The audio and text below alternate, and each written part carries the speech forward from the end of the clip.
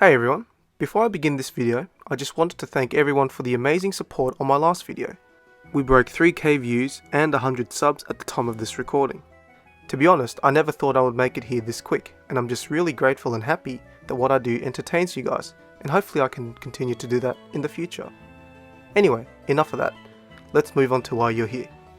The last Nuzlocke with electric types only in Soul Silver was really fun, and it seemed like you guys really enjoyed it too. So I decided to do another one, and this time I'm going over to Gen 5 and doing a hardcore Nuzlocke of Pokémon White 2 with poison types only. What is a hardcore Nuzlocke, you may ask?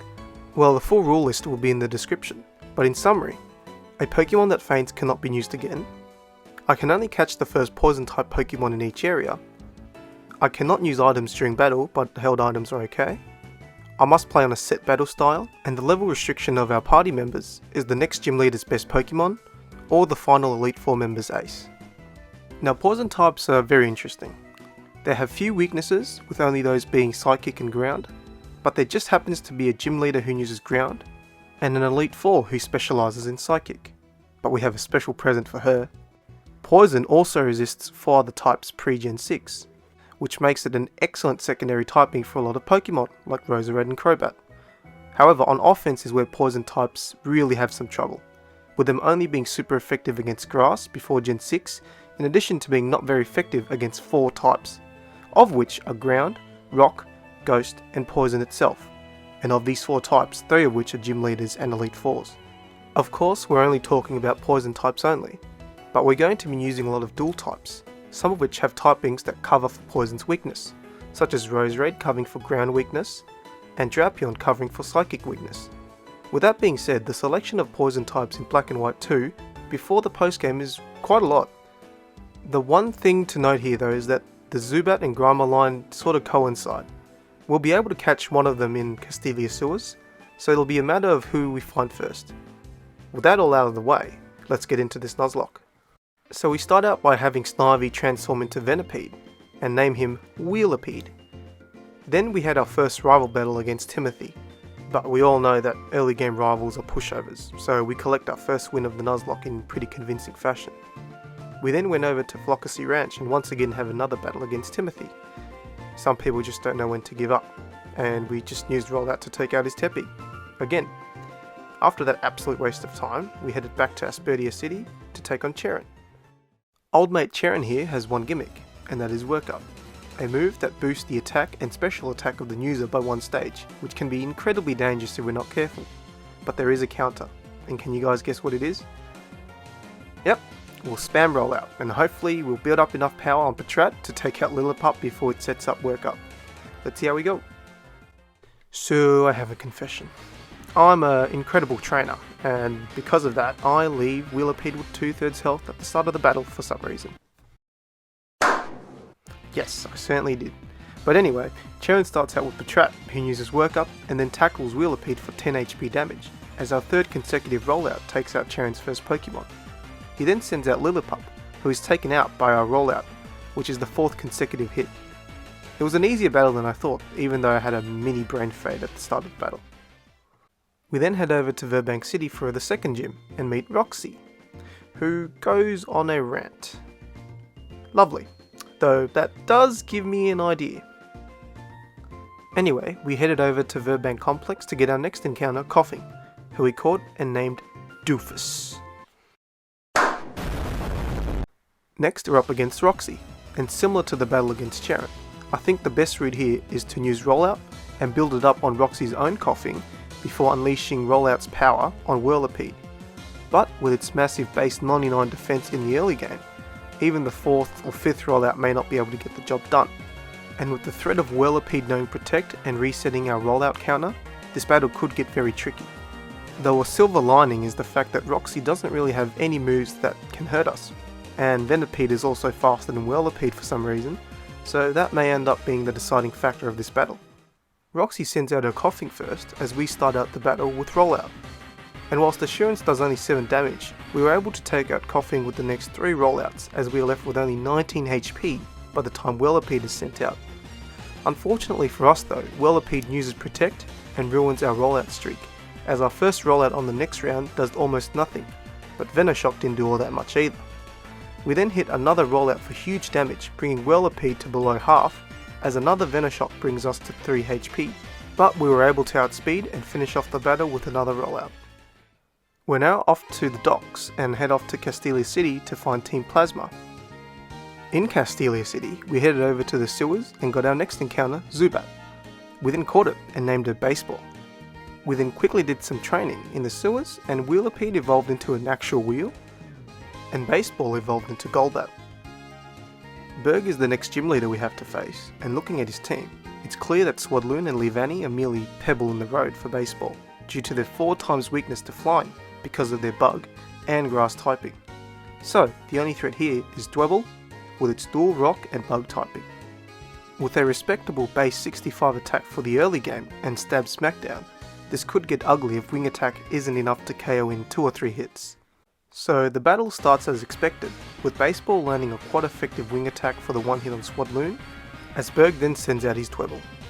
We go for a Confuse Ray and luckily get a confusion hit on the first turn. Baseball then lands a critical wing attack, taking Dwebble down to red zone as it snaps out of confusion to go for a rock polish. Berg then uses a potion as wing attack does just over a quarter. On the next turn, Smackdown does 17 damage as wing attack brings Dwebble down to yellow health. Another Smackdown leaves us with 25, but wing attack leaves Dwebble with literally 1 HP. We were also left with 1 HP ourselves on the next turn, as Dwebble goes down to a final wing attack. Last out was Leavanny, but 1 wing attack was enough to win us the battle and earn us our 3rd badge of the Nuzlocke. To be honest, I didn't expect that battle to be so close. We would have had a lot of trouble for the rest of the run had Baseball gone down. Off to Route 4 now, and we have a chat to Old Mate Colress before commencing literally the most boring battle I've probably ever experienced. Just going back and forth with ineffective attacks, as we don't even possess an attack that does neutral damage to steel. And whilst we can't do damage to Colress's Pokemon, he can't really do damage to us either. This battle has all the makings of a sleep-inducing battle. Though we were able to finish off Magnemite with consecutive rollouts, and Clink eventually went down to Baseball's wing attack, both of which were very close calls. After the battle, Colress gives us a protein, who I instantly gave to Baseball to improve her happiness so we can get Crobat as soon as possible. We then headed north to Nimbasa City and went east to Route 5 to get our 4th encounter for this Nuzlocke, Trubbish. We named it Apples and next went over to Lost Lawn Forest just north of Route 5 to catch Roselia and name him Grapes. Before taking on Elisa though, I decided to do a little bit of training beforehand, and Whirlipede hits level 30 and evolves into Scolipede during the process. We also have another evolution when I was training, this one a bit more surprising, as Baseball hits level 28 and evolves into Crobat. This early evolution is probably due to the protein we gave Baseball earlier. We're now heading back to Nimbasa to take on Elisa. Now, to most Pokemon fans, if you don't have a rock to ground type that you caught earlier before coming here, this battle can be pretty darn difficult. In terms of Elisa's team, Emolga, whilst being a flying type, doesn't have any flying type moves, meaning we could probably use Whirlipede and Grapes freely in this battle. All of Elisa's Pokemon also have her signature move, Volt Switch, which is a 70 base special electric type move, which switches the user out after use. This can prove to be very annoying, as the move is already strong enough, but if she switches into her Zebstrika early to use Flame Charge along with its 100 base attack, this battle may turn south really quickly. What I will look to do in this battle is probably stall out with Grapes by using Leech Seed, and potentially poisoning Elisa's Pokemon with Grapes Poison Point. Not the best or most original strategy, but it's the only option we have with our current team. So let's see how we go here. Elisa sends out her Emolga first as we send out Grapes. She starts off with Pursuit as Poison Point activates, poisoning Emolga as we use Leech Seed. We are then hit with a quick attack, and then Giga Drain does a decent chunk of Emolga's health. On the next turn, Elisa uses a potion as we use Giga Drain to regain full health. Leech Seed and Poison then takes Emolga down to under half as it uses Pursuit. Grape then is able to take out Emolga down to red, and Leech Seed takes care of Elisa's first Pokemon. Out next is Zebstrika, who uses Pursuit for 1/3 damage as we set up Leech Seed. A quick attack on the next turn then poisons Zebstrika as Giga Drain takes it down to yellow. A Flame Charge then does huge damage, but Grapes manages to survive and end Zebstrika. Last is Elisa's Flaffy, who gets off a Thunder Wave as we are paralysed and can't move. but I was stubborn and it almost resulted in Grape getting knocked out, but he tanks a takedown to land Leech Seed. I then decided to switch into Wheelipede, whose Poison Tail does massive damage and poisons Flaffy. Leech Seed and Poison eventually take out Flaffy by the end of the turn to earn us our 4th badge. Next, we're off to Driftvale City, and after arriving, I headed west to Route 6 where we can get another team member. This time it's Fungus, who we caught and named Sus. Before hitting the gym, I did a little extra training with the team to get us up to the level cap. Travelling further along Route 6, we were able to pick up the Shiny Stone and evolve Grapes into Roserade. We're now headed back to Driftvale City to take on Clay. And aside from Excadrill, there really shouldn't be any other problems with this team, because I'm fairly confident we can one-shot both Krokorok and Sandslash with a Giga Drain. The real problem here is Excadrill. With its dual typing of Steel and Ground, Grass is only neutral. Excadrill also hits extremely hard as it has a base stat total of 508 with 135 attack and 88 speed. Along with a Stab Bulldoze, it could do big damage and take out someone if we're not careful. I think the plan here will be to use Leech Seed and stall it out, with probably Doofus, who has Levitate and Smokescreen, to chip away slowly at Excadrill's health. So we start off the battle by sweeping through Krokorok and Sandslash, forcing Clay to send out Excadrill almost immediately. We hit Excadrill with a Leech Seed as Bulldoze does huge damage, about 3/4, and lowers our speed. I then decide to go into Doofus, which turned out to be a free switch. We were then hit with a Rock Slide for just under half, as we in turn hit some Smokescreens to lower Excadrill's accuracy. We managed to hit 3 in total as we get hit with a couple of Rock Slides and Metal Claws, but thanks to Leech Seed, we were never really in danger of losing Doofus. I then decide to switch back into Grapes as Excadrill misses a Metal Claw, and it was all down to the final Giga Drain, and thankfully it finishes off Excadrill and we earn ourselves the Quake Badge. We're now off to the destination of our next gym, the Mistralton City Gym. We make our way through Chargestone Cave, and once at Mistralton, I headed north to Route 7 to get our next encounter. But as we're searching, Apple evolves from a bag of rubbish to an absolute specimen. We also managed to get Doofus up to level 35, and it evolves into a... What on earth is that? Anyway, we also managed to catch us a Viper and named him Time Waster because he took an absurd amount of Pokeballs to catch. Next up is Gym Leader Skylar, and the biggest problem with her team is her Swoobat and Skarmory. With Swoobat being part Psychic type along with knowing the move Heart Stamp for Stab, it'll be troublesome for sure, but I'm pretty confident that Baseball can tank whatever Swoobat has to throw at her and take out Swoobat pretty comfortably. Skylar Skarmory is a much bigger problem though, purely because we don't have really anything that can deal damage to it. So as you guys can probably guess now, I'll be going with Leech Seed and trying to stall it out. But it won't be without its risks as Skarmory knows Air Cutter. But it's a special move, and with a measly 40 base special attack, I'm not overly worried about it one-shotting Grapes. Swanna shouldn't be too hard to deal with, and a couple of acrobatics from Baseball should be able to get the job done here.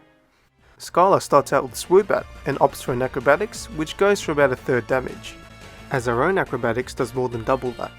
Skylar then uses a potion, but it didn't really matter because another 2 acrobatics from Baseball finished off Swoobat. Skylar then sends out her Swanna. We trade blows with it, and both Pokemon are sent to yellow health, but we outsped, so another acrobatics forces Skylar into her last Pokemon. We are able to land a Confuse Ray as Skarmory hits itself on the first turn. I then decide to switch into Grapes as Skylar goes for an Agility.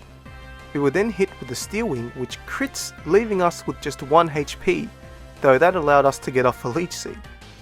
We quickly switch into Doofus for extra defense and to stall, as Air Cutter barely tickles us. We also use Will-O-Wisp to lower the attack of Skarmory, and then smokescreened our way to victory by stalling out and letting Leech Seed and Burn do all the damage for us. With that, we have our 6th badge. We then headed over to the airport to meet with Professor Juniper and the gang and headed off to Reversal Mountain. Here we can catch another party member who will be pivotal in our attempt to beat this Nuzlocke, Skorupi, who we caught and named Rooster. Continuing on our journey, we arrived in Undella Town and took care of Timothy with ease as we're off to Route 13 now. Here, during one of the battles against the fisherman, Rooster hits level 40 and evolves into this absolute Chad. Afterwards, we take out Cobalion and Virizion and headed off to Opelucid City. Before taking on the gym though, I went west to Route 9 to train and catch Mark and named him Smoothie. We're now up to the penultimate gym, and Drayden has a really formidable team. Composed of Druddigon, Flygon and Haxorus, this team is made of purely physical attackers, with all of Drayden's team members having 100 or more base attack.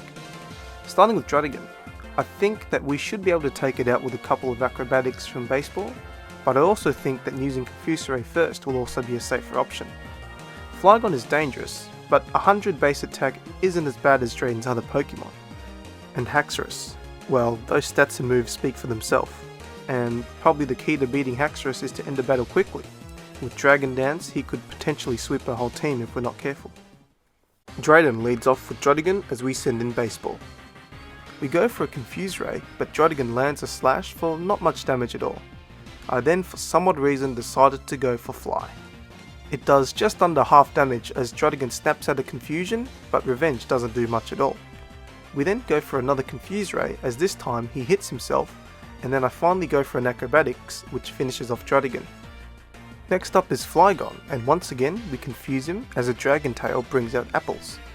I then had absolutely no idea what to do, so I went for a Toxic as Earth Power brings Apple down to a quarter. I then quickly switch out into Baseball to counter Earth Power and to confuse Flygon again as we get hit flush with a Rock Slide, bringing Baseball to just 7 HP. I wasn't willing to see if Acrobatics can take out Flygon, so I sent out Doofus instead as Flygon hits itself. Rock Slide then does absolutely donuts to us as Gyro Ball is enough for Poison to finish off Flygon.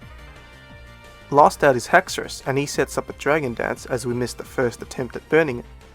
A Slash on the next turn then takes Doofus down to just under half as we are finally able to get off that burn. I then try to go for a Smokescreen, but Dragon Tail brings out Baseball. I wasn't taking any risks here, so I switch out for Rooster to make his debut as Slash does 30 damage. We then set up a Hone Claws as Drayden goes for another Dragon Dance. Another one. As Slash just barely doesn't take it out. Drayden then uses a potion on the next turn as I decide to set up another Hone Claws. It was getting dangerous, but the RNG gods came through as Haxorus goes for a decreased priority Dragon Tail as we hit a Night Slash which ended up being a critical hit one shot. That was a really tough battle and I was really worried that we might lose someone, but we managed to get through unscathed and earned the Legend Badge. After the battle, Team Plasma decided it'd be a good idea to shoot down some icicles onto Opelucid City. To stop that, we had to go beat up Zinzalin, and we did that pretty easily. We are now headed back to Undella Town and head towards Humilal City, the destination of our final gym. Here, the final gym leader, Marlon, is a water type specialist, and you may think this will be an easy sweep. Because it will be. No, seriously, I think really the only problem here will maybe be Wailord because of its otherworldly HP stat of 170. This may give Wailord the opportunity to survive a Giga Drain and use Bounce, so I think if we one-shot it, Jellicent should be an easy rollover to collect us our 8th and final badge. To start the battle, Marlon sends out his Caracosta, and I pull the chair by using Venoshock so that we'll be able to use Giga Drain for maximum HP recovery, whilst also limiting the impact of Sturdy as much as possible. Out next is Wailord, and my worst fears came true when it survives a Giga Drain with red health and uses Amnesia to boost its special defense. Marlon uses a potion on the next turn as we go for a Magical Leaf for only a third damage. We then go for a Giga Drain which doesn't KO due to Amnesia as Wailord goes for Bounce. I wasn't going to run any risks, so I went for a switch into Rooster who tanks a Bounce and takes out Wailord with a Night Slash. Jellicent is last, and the Night Slash isn't enough for a one-shot as Cursed Body rendered the move unusable. Skull then takes us to yellow health and burns, so I switched back into Grapes as Brian does bugger all. A Giga Drain on the next turn again isn't enough to end the battle, as Cursed Body also disables the move, and Jellicent heals with Recover. So I went back to my favourite strategy of Leech Seed as Jellicent recovers and kindly hands us some of that HP back. A Magical Leaf on the next turn does over half, whilst the Ominous Wind's damage output was laughable. Another Magical Leaf on the next turn ended the battle, and with that, we've collected all 8 gym badges. On the way to Giant Chasm, we took care of Terrakion pretty easily. We then headed back to Route 21 and boarded the Team Plasma flying ship, boat, whatever you want to call it, and were challenged by Zinzalin. But with Timothy on our side this time, it was a cakewalk, and there really wasn't much to recap in this battle. Moments later, he challenged us to a one-on-one battle this time. But the result wasn't any different, as we took him out pretty handily in the end. Moving on, we found out that our boy Colress is a traitor.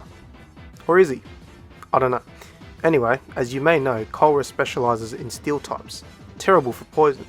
So way back when we were in Opalucid City, I toured Wheelipede and Rooster Bulldoze just for this battle.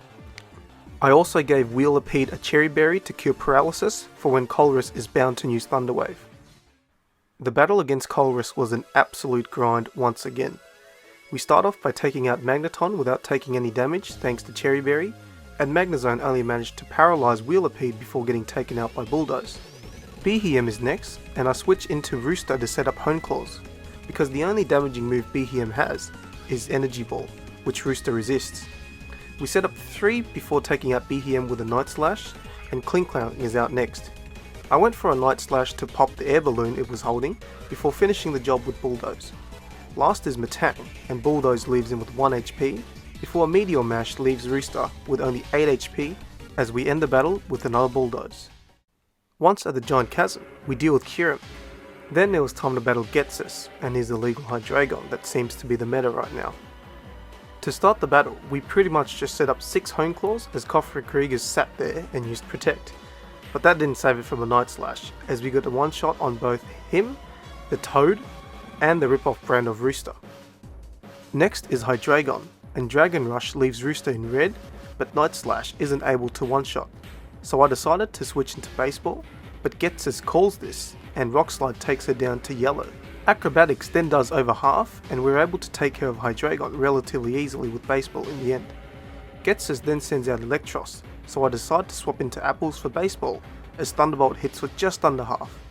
We then use Amnesia on the next turn, but that was a mistake, as Electros' Acrobatics brings Apples to KO zone, so I switch her out for Doofus to use Will-O-Wisp. On the next turn, we go for a Smokescreen, as Thunderbolt nearly KO'd Doofus. So I send in Grapes, who gets hit by Thunderbolt and is paralysed. Flamethrower takes us to just under half, as Giga Drain nearly finishes off Electros. Acrobatics then leaves Grapes with just 5 HP, as I used Leech Seed for some odd reason. It didn't matter though, as Burn forces Ghetsis into his last Pokemon, Toxicroak. A simple switch into Wheelipede and a couple of Bulldozers was enough to finish off Toxicroak and win us the battle. This battle was intense, and looking at our team after the battle, we were pushed to the absolute limit. But still, somehow we managed to escape without a party member fainting. We're now on the way to the Pokemon League, and during our trek in the Victory Road, Timothy challenges us, but there wasn't much to talk about, as we absolutely destroy Timothy's team with Baseball and Acrobatics. Checking out our team before the Pokemon League, I think we're in a good position and have great coverage for different Pokemon. I also gave Wheelipede and Apples the Poison Barb, Grapes the Metronome, and Rooster the Razor Claw. I'm hoping that we can get to Iris with our full team, but you know how RNG works, and anything can happen, to be honest. So sit back, relax, grab some malasadas, and let's take on the Pokemon League. First up is Elite Four Caitlyn. This realistically shouldn't be too hard of a battle, since Rooster is a part Dark type. Nothing Caitlyn possesses poses any threat to Rooster at all, so if we set up a couple of Hone Claws against Musharna, we should be able to sweep her team from there. So the battle went exactly how we had discussed. We set up 2 Hone Claws as Charge Beam did nothing more than tickle Rooster, and with the setup complete, her whole team was then one-shotted by Night Slash, and that was a wrap for the first Elite Four. Chantal is next up, and similarly to our battle against Caitlyn, we'll probably build up Hone Claws on her Cofagrigus and cruise through the rest of her team. One thing I would like to note though is that while Cofagrigus can't really damage us with attacks, Will-O-Wisp may be troublesome. But if we're able to build up enough attack gains with Hone Claws, then it really won't even matter. This battle turned out to be eerily similar to the battle against Caitlyn, as we were able to set up 2 Hone Claws without being burnt, and began to absolutely decimate her whole team with Night Slashes, and with that, we're halfway to the champion. But it only gets tougher from here. One look at Grimsley's team and you might think it'll be an easy walkover with Wheelipede. It's anything but. His Bisharp is an absolute beast. At level 58 with 490 base stat total, it knows counter moves for Bug and Grass with Aerial Ace. and with that huge 125 base attack, this Bishop can put up a big wrench in our plans if we're not careful. And for extra safety, I make sure to replace Bulldoze with Dig, because I don't want to be dropping Bishop speed at all due to its defined ability. So to start off, we take care of Grimsley's Lipard with a single Steamroller, and out next is Bishop. I then decide to switch into Doofus as Aerial Ace does nothing. We eventually get the burn on the second turn, as Doofus's health dipped to yellow. I switch again this time into Grapes, who tanks a Night Slash and lands a Leech Seed before Aerial Ace brings him down to 32 HP. I was fairly confident that Wheelipede wasn't in range for a one-shot, so I send him out, and Aerial Ace does absolutely nothing. Anyway, we then go for a Dig, however Leech Seed and Burn take Bishop into healing range, and Grimsley uses a full restore. But with a couple of Digs and Leech Seed, we take down Bishop. Grimsley then sends out Scrafty, so I decide to bring in Baseball as Crunch nearly takes her out. But Scrafty stood no chance against Acrobatics, and Grimsley sends out his last Pokemon, Crocodile. I decide to take the biggest risk of the run so far and go for Confuse Ray, and it pays off as Crocodile hits itself, allowing us to bring in Grapes, who avoids a Rock Tomb as he switched in. A last Giga Drain then one-shots Crocodile, and now only Marshall stands between us and the champion. So Marshall is interesting. His team right off the bat doesn't look all that dangerous, but Throw, Sock, and Conkeldurr all know a physical rock move, and they all have insane base attack stat. These three also all have really high base defense, and since Acrobatics is physical, we may not even be able to one-shot these Pokemon. Sock also has Sturdy as an ability, and this may be the difference between whether we escape this battle with or without a casualty. Now for the moment of truth. Will Acrobatics one-shot? No! No! It doesn't, but Rock Slide doesn't do much to us at all. Marshall then heals on the next turn, but a couple of Acrobatics finish the job. Out next is Conkeldurr, and since it has a higher base defense than Throw, I knew a single Acrobatics wouldn't be enough, and I wasn't going to test Stone Edge's accuracy. So I sent out Doofus instead, who tanks a Stone Edge. Conkeldurr then bulks up next turn as we burn it, and then I spam Smokescreens, as Marshall does the same with Bulk Up. Then, for some reason, even after 2 Smokescreens, Conkeldurr lands a Stone Edge, and our girl Doofus is the first to fall in this Nuzlocke. As you can tell by the pause, I couldn't believe my eyes. But we must persevere, so I sent in Baseball, and an Acrobatics takes out the hacker. Next is Sock, but Marshall goes for Payback for some reason, and 2 Acrobatics was enough to take it out. Marshall's last Pokemon, Mienshao, was also an easy KO, and with that, we've overcome the Elite Four, but it should have been with Doofus as well. Now for the ultimate test and the final battle of this run, Champion Iris. Having a look at the team, you might think it's broken, and you'd be right. This team is 100% broken. For example, it has an illegal Hydreigon. I mean, what is it with these illegal pseudos in Pokemon games? But on a serious note though, Hydreigon has great move coverage, and since Baseball really is the only one who can deal big damage to it, it seems like the ideal counter. But with base 125 special attack and charge beam, this play doesn't come without its risks. Druddigon is also a tough cover. With its great all-around attack and defense, I think stalling may be the route to go here. Also, Archeops, while being extremely powerful, is also somewhat frail, so I'm not too concerned here. Aggron and Lapras are both weak to moves that we possess, although it is worth mentioning that they have moves to counter their weaknesses, like Rock Slide for Wheelipede and Ice Beam for Grapes. Oh, and by the way, she has a Haxorus. Hey boss! How are we going to beat that Haxorus? Well, I've saved the best plan for last. I don't know. I really don't. We might not even get that far, so we'll have to improvise and see how we go. So we start off with Baseball as Iris sends out Hydreigon. I decide to use Confuse Ray first up, and we get the payoff immediately, as Hydreigon hits itself. We then hit Acrobatics on the next turn, as Hydreigon hits itself again. And with another Acrobatics, Hydreigon goes down surprisingly easy. Next out is Lapras, so I decide to switch into Grapes, and luckily he avoids Sing.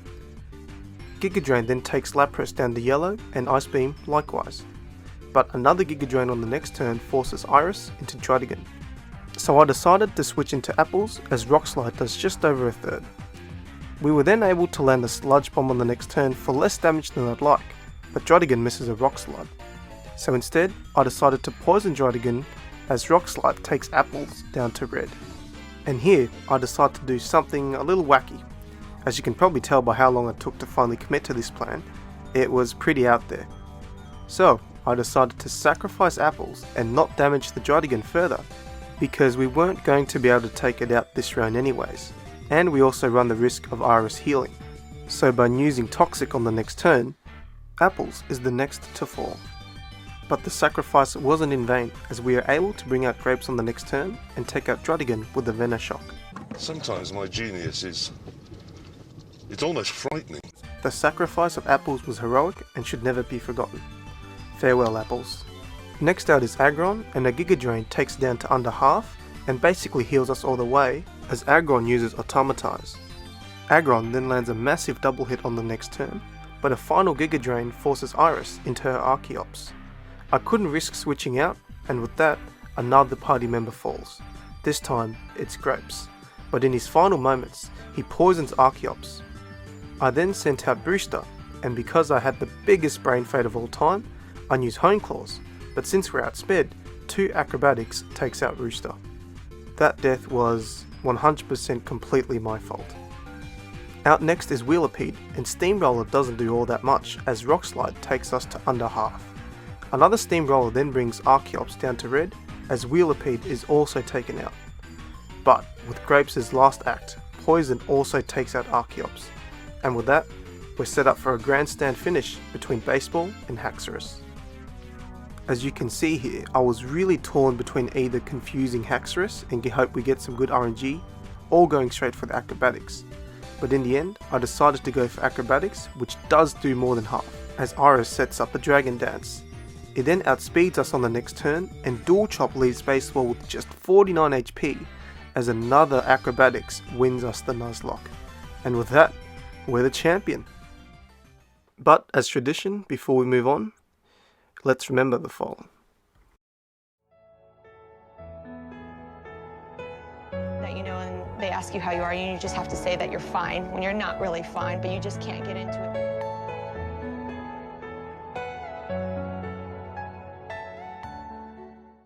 So I guess that's it for the Nuzlocke. It was a pretty challenging and tough Nuzlocke at times, especially towards the end of the game. Pretty similar to our previous Nuzlocke, to be honest, in that the end game was what really got most of our team. But I had a lot of fun making this video, and I hope you guys enjoyed it too. And yeah, I guess that's it. If you guys have any ideas for the future, or any comments in general about this this Nuzlocke, just leave them in the comments and I'll check them out. Also mention who you guys think was the MVP of this run, because I'm pretty keen to see everyone's opinion. And yeah, I guess that's it. Make sure to subscribe for more future content, and hope you guys have a good one. Cheers.